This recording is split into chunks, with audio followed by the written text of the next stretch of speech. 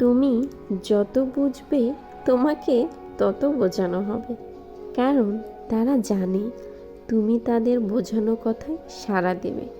তাই তুমি তখন তাদের চোখে ভালো হবে। এই ভালো হওয়াটা শুধু ততক্ষণ যতক্ষণ তুমি তাদের কথা বুঝবে।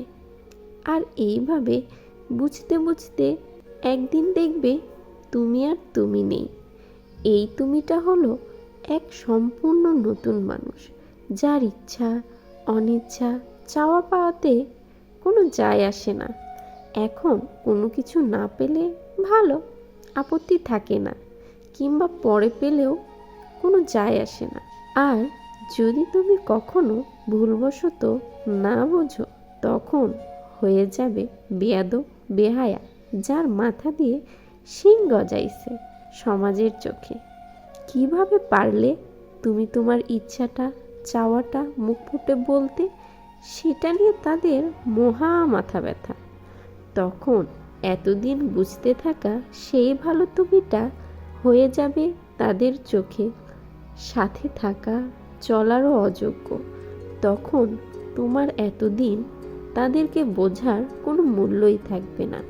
তুমি যে এতদিন তাদের কথা বা পরিস্থিতিকে বুঝেছ, তা তারা ভুলে যাবে।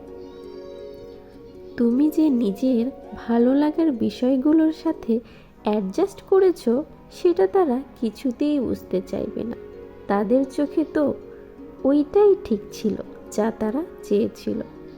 তাদের দিকটা ঠিক আর তোমার দিকটা সম্পূর্ণ ভুল। আজ যে তুমি বুঝতে বুঝতে অধৈর্য হয়ে গেছো, তোমার সহ্যের সীমা যে আর কুলোচ্ছে না, এটা কি তুমি বোঝাতে পারবে?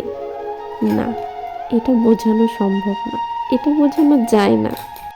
হয় তোমাকে তোমার ভালো লাগাটা, তোমার ভালো থাকাটা আদায় করে নিতে হবে, আর নতুবা চুপচাপ এভাবেই মুখ বুজে সারা জীবন বুঝে যেতে হবে।